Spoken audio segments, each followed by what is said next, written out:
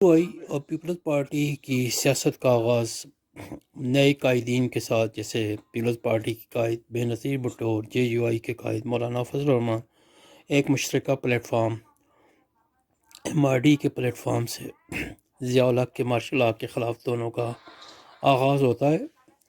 دونوں جمہوری جدوجہد کرتے ہیں ڈکٹیٹر کے خلاف، اور ان کی جدوجہد کے نتیجے میں 85 میں ضیاء الحق غیر جماعتی بنیادوں پہ الیکشن کرواتا ہے، اور ایم آر ڈی کی جماعتیں اس غیر آئینی یعنی کہ غیر جماعتی بنیادوں کے الیکشن کا بائیکاٹ کر دیتے ہیں۔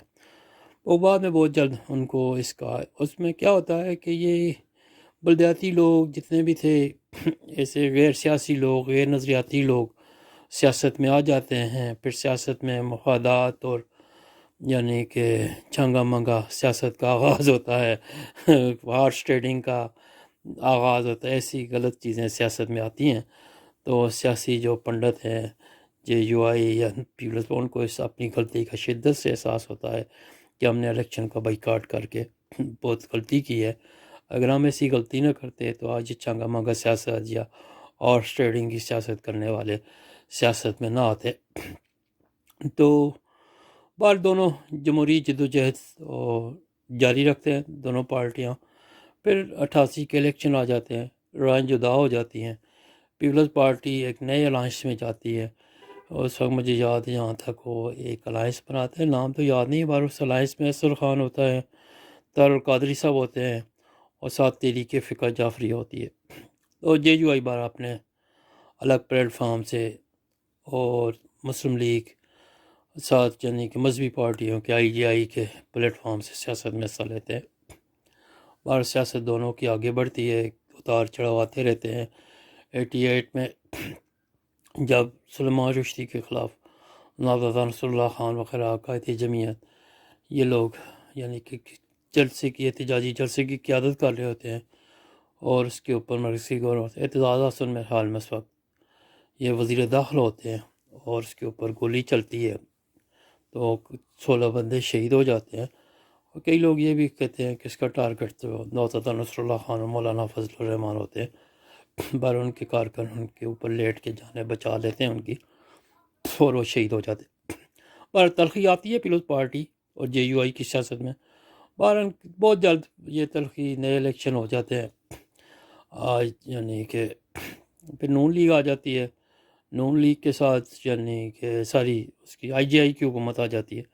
آئی جی آئی کی حکومت میں وہی ہوتی ہے اسٹیبلشمنٹ، اور جے یو آئی پیپلز پارٹی کے خلاف یعنی کہ ان کو دیوار سے لگانے کی یعنی انتقامی سیاست کا آغاز ہوتا ہے۔ تو پروپیگنڈا زوروں پہ ہوتا ہے دونوں کے خلاف۔ دونوں پھر یعنی کہ پیپلز پارٹی کے مقدمات کا سامنا، جیلوں کا سامنا، اور جے یو آئی کو اس خلاف بھی انتہائی غلیظ قسم کا پروپیگنڈا کیا جاتا ہے۔ پر دونوں پارٹیاں سیم ہی یعنی کہ جدوجہد جاری رکھتی ہیں اپنے اصول اور ضابطوں کے ساتھ، اور آج تک یعنی کہ دونوں کی۔ پھر جب 2008 کے الیکشن آتے ہیں تو چارٹر ڈیموکریسی پہ ہوتا ہے کہ ہم مارشل ضیاء کی جو ساری مشرف کی چھتری کے نیچے جو ہے وردی کے نیچے الیکشن نہیں لڑیں گے۔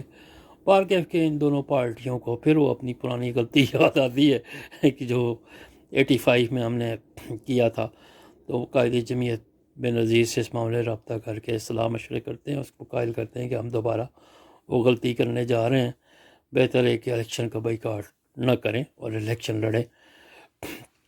پھر بے نظیر بھٹو نواز شریف کو قائل کرتی ہے، تو پھر یہ تینوں بڑی پارٹیاں الیکشن لڑتی ہیں۔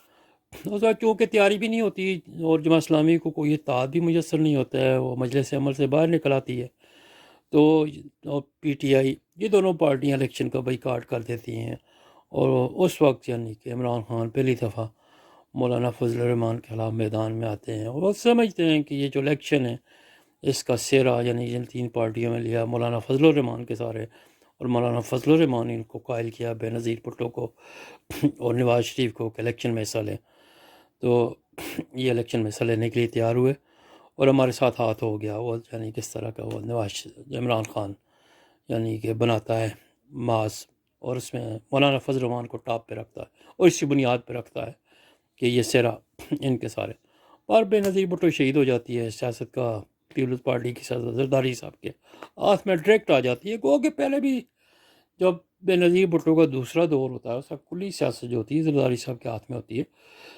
اور زرداری صاحب کو ہمیشہ اس وجہ سے ٹارگٹ کیا گیا کہ وہ بے نظیر بھٹو کے خاوند ہیں، ورنہ اس سے پہلے زرداری صاحب کو کوئی یعنی کہ ان کے والد صاحب بھارت سیاست میں تھے، کاروباری شخصیت بھی تھے.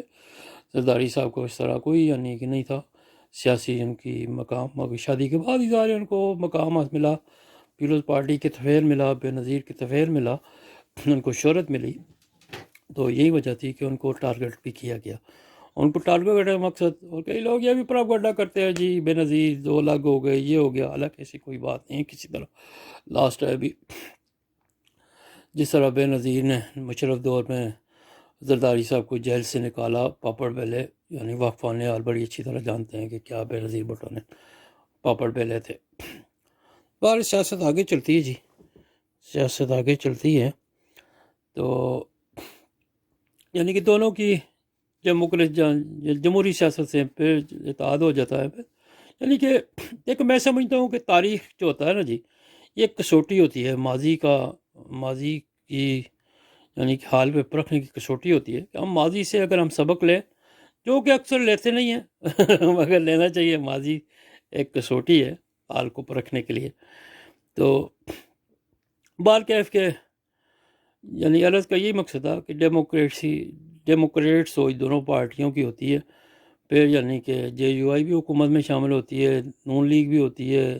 2008 کے بعد جو زرداری صاحب کی حکومت قائم ہوتی ہے تو وہ نکل جاتے ہیں باہر. نون لیگ کی ہمیشہ عرض کا یہ ہے کہ ان دونوں پارٹیوں کی ہمیشہ سیاست ملکی مفادات کے گرد گھومتی رہی ہے، جمہوریت کے لیے. اور نون لیگ کی سیاست ہمیشہ اپنے ذاتی مفادات یا پارٹی مفادات کے گرد گھومی ہے، اور آج بھی یہی ہیں. یعنی کہ اب دیکھو آج بھی جب یعنی کہ قائد جمعیت تحریک چلا رہے تھے تو اب یعنی کہ ان کا بڑی کوشش تھی کہ دیکھو قائد جمعیت بڑی دفعہ مولانا صاحب نے یہ ارشاد فرمایا کہ یہ نہ ہو کہ اس حکومت کو گراتے گراتے، جیسے پیپلز پارٹی بھی تھی اس کی سوچ تھی کہ یہ اپنی مرضی سے اپنی زور سے خود گر جائے گا عمران خان، اور نون لیگ کا دونوں کا سیم ہی موقف تھا. مگر مولانا صاحب نے احساس دلایا کہ نیازی کے گرنے کے انتظار میں ملک بھی گر جائے گا، اور یہ نہ ہو کہ ہم یعنی قوم کے مجرم بنیں کہ ہم ہاتھ پہ ہاتھ رکھ کے بیٹھے رہیں. اور اس حکومت کا بار کے زرداری صاحب اس پہ تیار ہوئے حکومت کے یعنی کہ خاتمے کے اوپر. انہوں نے یعنی اپنی آئینی جو ان کا پرانا موقف تھا، ڈیموکریٹ سوچ تھی کہ اسمبلی کے اندر ہی یعنی کہ ہم رکھیں اپنی جدوجہد کو اور ان ہاؤس تبدیلی لے کے آئیں. یعنی شروع سے ان کا موقف تھا. مگر نون لیگ یعنی کہ اس کے اوپر اپنا موقف، ان کا اپنا مفاد پرستی کا موقف رہا، اور نہیں جی اس کو گرنے دو، تباہ ہونے دو، ذلیل ہو رہا ہے عمران خان، اس کو ذلیل ہونے دو، چانس دینا چاہیے. پنجاب میں دیکھو عزت بردار کو لے آئے، بزدار کیا ان کو ہماری یعنی کہ میرے ساتھ جو زیادتی کی گئی، ان کو باقاعدہ پاکستانی عوام کو اس کی نصیحت آنی چاہیے جو میرے ساتھ زیادتی ہوئی ہے.